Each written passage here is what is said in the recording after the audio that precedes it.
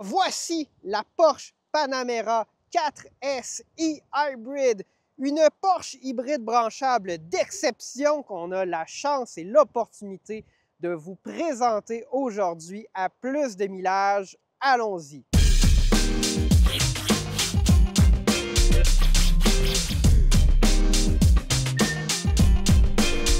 Il y a quand même un moment que Porsche a démarré une transition vers l'électrification, d'abord avec des modèles Cayenne hybrides, puis hybrides branchables, et il y a eu des Panamera qui se sont ajoutés à la liste. Il y a aussi des modèles électriques qui se sont ajoutés, que ce soit la Taycan et maintenant le Macan électrique. Donc, Porsche, c'est une entreprise allemande d'exception qui fait des voitures extrêmement précises, qui sont vendus à des clients extrêmement exigeants. Donc aujourd'hui, on va vous parler de cette voiture-là, de ses particularités. On va vous dire ce qu'on en pense en tant que voiture hybride branchable. Mais avant tout, je veux vous remercier, vous, nos auditeurs. C'est grâce à vous qui regardez en grand nombre nos épisodes à plus de millage, qui vous abonnez, qui commentez, qui partagez les vidéos. C'est grâce à vous qu'on peut avoir des opportunités comme celle-ci aujourd'hui, là où on travaille avec Porsche Canada pour 2 essais. Donc, merci beaucoup. Puis, si vous voulez continuer de nous supporter, abonnez-vous. Puis, mettez un petit pouce si vous êtes content de voir une voiture d'exception comme celle-ci à plus de millage. Ça vous intéresse probablement de savoir ce qu'il y a sous le capot de cette Panamera hybride. On a déjà essayé la Taycan à plus de millage, mais on n'a jamais essayé de PHEV Porsche. Donc, ici, on a une architecture là, hybride branchable, mais définitivement, relativement conventionnel, tout est relatif. Nous avons un V6 biturbo de 2,9 litres, qui est un V6 là, qui existe dans certains produits Porsche, qu'ils soient hybrides ou non, donc qui produit une bonne puissance. Il est allié à une boîte de vitesse PDK double embrayage qui intègre un moteur électrique dont la puissance est de 140 kW. Et puis, c'est ensuite là, qu'on introduit la traction intégrale qui renvoie la puissance à l'avant et à l'arrière. Donc, un moteur électrique là, inséré dans la transmission. Puis la traction intégrale plus conventionnelle, c'est une architecture relativement conventionnelle. Mais bon, 546 chevaux, 553 livres-pieds de couple, il n'y a pas grand-chose de conventionnel là-dedans. C'est allié à une batterie de 25,9 kWh, tout de même une grosse batterie là, pour un PHEV. Et tout ça, c'est bon pour environ 70 km d'autonomie électrique. Il n'y a pas de chiffres publiés par NRCan ou l'EPA sur cette voiture-là. Mais si on fait une conversion cycle WLTP là, qui est dans les 90 km, ça nous donne environ 70 km. Et l'autonomie affichée quand j'ai pris le véhicule ce matin, avec une batterie qui était presque pleine, mais pas complètement, c'était légèrement au-dessus des 70 km. Donc, on est dans ces eaux-là. Et nous avons un réservoir d'essence de 80 litres. Donc, ça vous permettra d'avoir une bonne autonomie si vous voulez faire un road trip ou passer un moment sur la piste. Donc, architecture relativement conventionnelle. On a aussi des électriques très poussés chez Porsche. Donc, il n'y a pas, par exemple, un moteur électrique qui ferait la traction intégrale à l'avant. C'est vraiment l'architecture qu'on vous a décrite il y a un instant. On va poursuivre plus tard dans la vidéo avec les impressions de conduite, mais je m'attends quand même à ce que ça soit vraiment plus proche d'un hybride en termes de sensation de conduite que d'un PHEV, comme un Outlander PHEV par exemple, où on aura un moteur génératrice et un groupe motopropulseur qui est plus près de celui d'une voiture purement électrique. Pour finir sur la mécanique, je voulais mentionner que la Panamera qu'on essaie aujourd'hui est équipée d'une option assez coûteuse de suspension adaptative, donc une suspension pneumatique. Et vous allez voir là, que c'est très particulier parce que la voiture, on peut ajuster sa hauteur en fonction des modes de conduite, des conditions de conduite, mais elle va aussi se surélever pour vous donner un meilleur accès à la voiture, donc pour ne pas donner l'impression qu'on tombe dans la voiture. Et comme c'est pneumatique et non pas hydraulique, et je présume qu'il y a un réservoir qui est utilisé là, pour permettre d'avoir des déplacements rapides, ça fait que la voiture va presque sauter lorsqu'on ouvre la porte. Donc, je vais essayer de vous montrer ça à l'écran. C'est quand même un peu surprenant et le représentant de Porsche m'avait prévenu. Pour que je ne fasse pas le saut en découvrant cette voiture-là. Nous voici maintenant à l'intérieur de la Panamera. On est accueilli par un superbe volant gainé d'Alcantara. Donc la qualité des matériaux puis la finition ici dans la Panamera est excellente. On a peut-être certains plastiques durs dans des surfaces comme celle-ci qui ne seront pas accessibles lorsque la porte est refermée. Du piano noir qui est quand même de bon goût, bien que ce ne soit pas des matériaux que généralement j'apprécie, mais toutes les touches d'Alcantara sont vraiment excellentes. Le niveau de finition, là, c'est quelque chose là, que les Allemands sont capables d'atteindre. Il y a d'autres, évidemment, marques qui peuvent le faire, mais vraiment, là, tout est parfait. Et ça va jusque dans la sensation, je dirais, de tous les interrupteurs, tous les boutons dans la voiture. On a une sensation tactile là, qui est excellente. Que ce soit, par exemple, le levier de vitesse qu'on abaisse pour aller vers l'avant, se mettre en drive, ou qu'on relève pour mettre en reculon, bien, c'est une sensation, là, je dirais, d'interrupteur ou de switch qui est vraiment parfaite. Même chose pour les commandes au niveau de la climatisation. On a l'impression que ce sont des boutons tactiles, mais en fait, il y a une petite dimension physique, un vrai petit clic qui vient se produire quand on les opère. Nous avons des sièges avec quand même là, un bon support, quoique ce ne sont pas des sièges là, très extrêmes pour la conduite vraiment extrême. Là. Je présume qu'il y a une option pour ça, donc ce sont plus des sièges de tous les jours qui arborent un motif à carreaux un peu rétro, comme on aurait vu dans une Porsche peut-être des années 70 ou 80. J'aime ça que Porsche et Volkswagen, que ce soit par exemple dans le GTI ou ici dans la Porsche qu'on conduit aujourd'hui, soient capables de mettre des petites touches rétro comme ça, qui sont quand même là, excellentes. Personnellement, moi, je préfère des bancs comme ceux-ci. Je trouve qu'ils ont une meilleure personnalité par rapport à un intérieur qui aurait été en cuir noir, luxueux, mais sans personnalité spéciale, si je puis dire. Le passager a aussi accès à un écran là, devant lui. Donc ça, il y a plusieurs modèles de Porsche qui offrent cette fonctionnalité-là. Donc ça lui permettra de voir là, certaines informations ou éléments du système d'infodivertissement. L'écran est en quelque sorte polarisé, là, donc de l'emplacement du conducteur, on ne peut pas être distrait par ce qui sera affiché sur cet écran. Nous avons aussi l'horloge ou le chronomètre qui est placé bien central sur le tableau de bord. Donc ça, c'est quelque chose de typique qu'on voit dans beaucoup de modèles Porsche et je trouve que c'est vraiment super bien.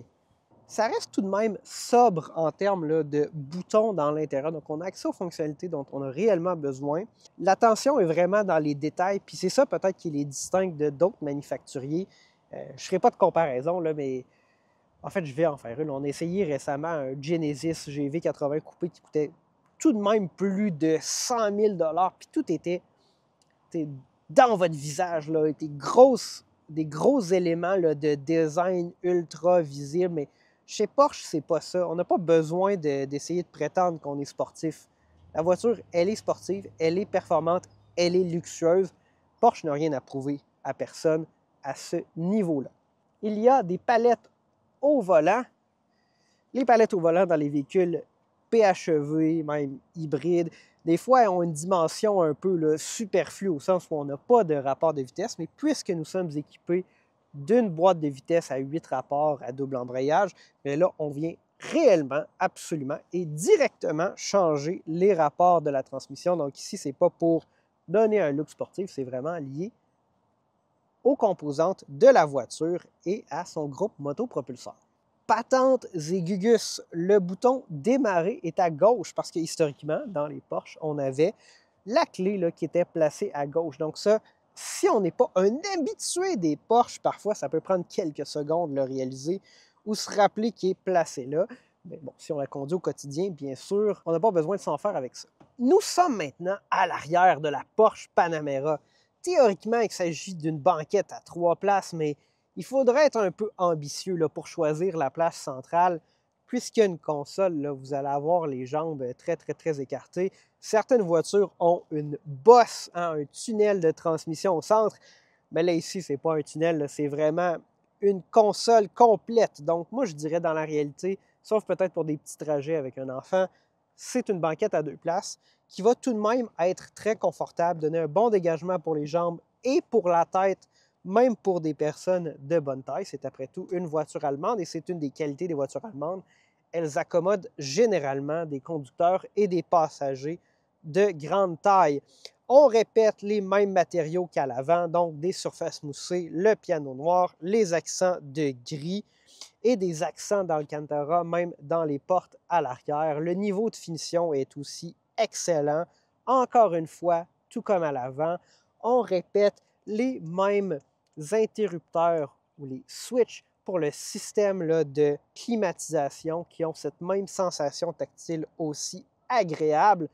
Donc, si vous voulez, disons, une berline familiale sportive, vous êtes très bien couvert là, chez Porsche. C'est possible d'installer même des sièges d'enfants à l'arrière de cette voiture-là. Donc, oui, voiture très sportive, mais quand même assez pratique.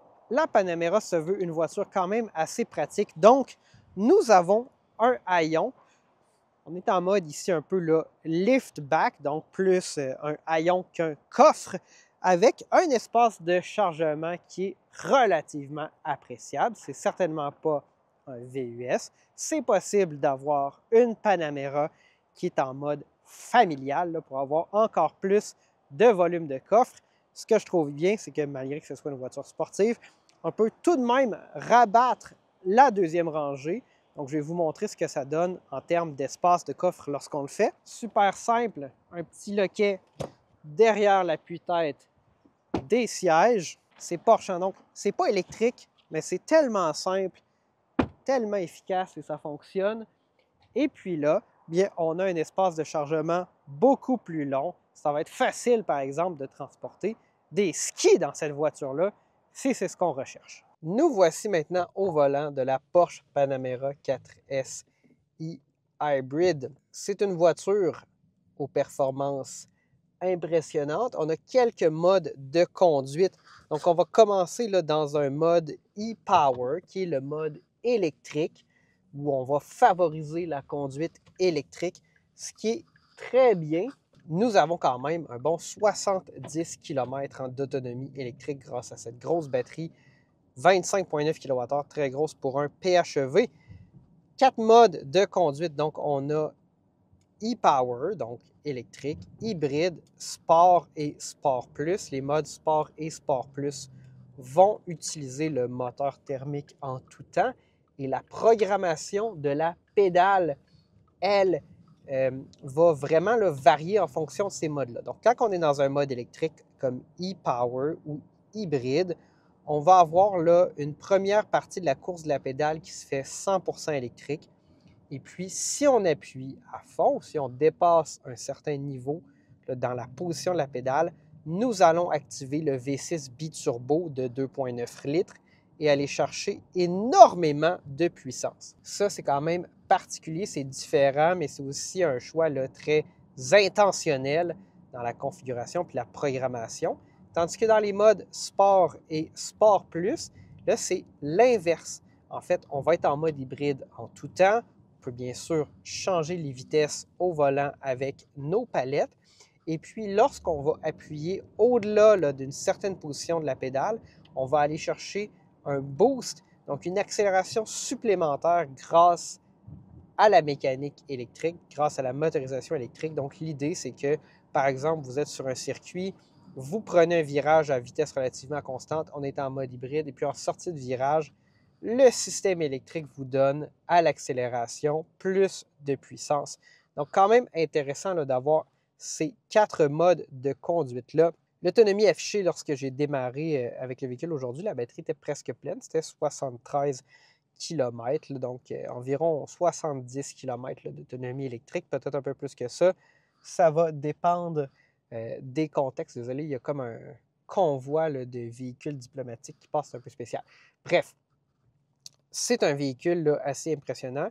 L'accélération avec la motorisation hybride là, qui est activée, donc l'électrique, plus le thermique, c'est très impressionnant. En même temps, ça reste une voiture très, très précise dans sa conduite.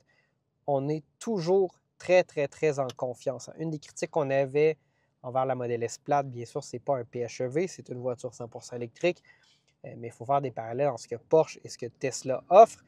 Oui, une Model S plate, ça a 1000 chevaux, mais on ne sent pas qu'on est en contrôle. Certainement pas lorsqu'on est équipé des roues de 19 pouces, alors que dans une Porsche, c'est vraiment une voiture où on est extrêmement en confiance. Donc ça, c'est super bien.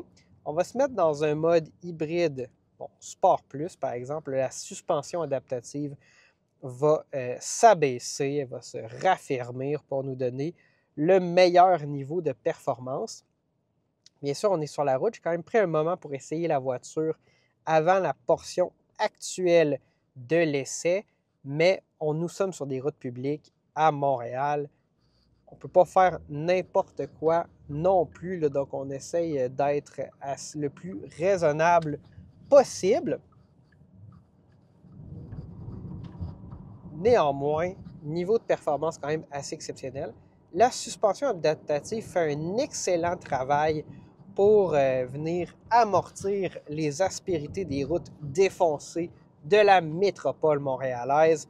Donc, niveau du confort là, de la suspension, malgré les jantes de 21 pouces, c'est vraiment superbe. C'est une voiture qui a deux personnalités dans un sens très positif. Là. Ce que je veux exprimer par là, c'est que nous avons une voiture qui peut être très civilisée, très confortable en ville. C'est pas une voiture là, où il y a un genre de petit démon là, derrière votre oreille qui vous dit tout le temps d'accélérer, d'exagérer, d'avoir une conduite qui ne serait pas raisonnable comme le fait par exemple une petite voiture sport compacte. Non, c'est vraiment une voiture où si ce qu'on a de besoin, c'est de se déplacer sereinement, à vitesse raisonnable, on peut le faire. Et si on veut une conduite sportive beaucoup plus intense, bien, tout est là pour le faire. Notre véhicule d'essai est aussi équipé des roues directrices arrière. Donc, c'est quelque chose que Porsche offre là, sur un certain nombre de ses modèles. Donc, à haute vitesse, on va simuler un empattement qui est plus long pour un plus grand niveau de stabilité. Et à basse vitesse, bien là, les roues arrière vont tourner pour simuler un empattement qui est plus court, avoir une conduite plus dynamique, précise et être capable de faire des virages plus serrés. J'ai quand même conduit le véhicule un peu. C'est sûr que je n'ai pas essayé deux Panamera de suite qui seraient équipés et puis pas équipés de ce système-là. Donc, c'est un peu difficile, disons, de distinguer la contribution du système versus le comportement là, naturel de la voiture. On va se donner une chance de faire une petite accélération, quand même en restant à vitesse raisonnable. C'est très, très, très impressionnant. Tout est tellement, je ne sais pas, parfait, précis. Je pense qu'on peut se permettre d'être très exigeant au prix que cette voiture-là demande, qu'on va vous dévoiler là, dans la conclusion de l'épisode. Mais Porsche fait très, très, très bien les choses. Ils n'ont pas intégré là, le monde de l'électrique et des PHEV à reculons. Je pense que ça fait vraiment partie de leur stratégie. Ils sont très engagés là-dedans. Je pense qu'ils ont réussi à maintenir, malgré l'hybridation, le système hybride branchable de cette voiture-là, l'esprit, la dynamique, puis tout ce qu'on a de positif qu'on pouvait associer à la Porsche Panamera. Nous avons l'horloge, le Sport Chrono Package, typique là, des Porsche, qui est bien en vue aussi dans la voiture. On a quand même une conduite très, très, très sportive, direction extrêmement précise. Puis avec les palettes au volant, on est vraiment capable de changer les rapports, de venir chercher là, un régime moteur plus élevé. Puis ensuite, on peut retomber là, sur les vitesses plus élevées. Puis on a un régime moteur qui est tout de même assez faible à des vitesses d'autoroute. Nous avons aussi un système de régulateur de vitesse adaptative. Donc, on a un certain niveau d'assistance à la conduite. Puis, on peut avoir juste le régulateur de vitesse aussi adaptatif. Ce que j'aime bien, c'est qu'on peut le faire fonctionner en incrément de 1 ou de 10 km/h en fonction de la course qu'on donne au petit bras de levier. C'est très, très, très intuitif. Je trouve qu'il y a beaucoup de constructeurs qui font ça pas très bien, où on va généralement aller chercher le plus gros incrément de 5 ou 10 km/h sans nécessairement vouloir le faire. Mais ici, je trouve que c'est très intuitif. Donc ça, c'est parfait. On a juste les contrôles qu'on a besoin. Nous voici arrivés à la conclusion de notre essai de la Panamera 4SI Hybrid, une voiture hybride branchable d'exception. Donc, mes impressions de conduite étaient que c'est une conduite extrêmement précise qui se veut être à la fois civilisée lorsque c'est ce que l'on recherche et très sportive lorsque c'est ce que l'on recherche aussi. Donc, une voiture avec deux personnalités au sens très positif du terme, voiture très posée, confortable lorsqu'on veut se déplacer en ville tranquillement et qui est capable de nous donner des performances absolument exceptionnelles lorsque c'est ce qu'on veut aussi. La suspension adaptative fait un excellent travail d'amortir les bosses malgré des jantes de 21 pouces et des pneus qui sont aussi très sportifs.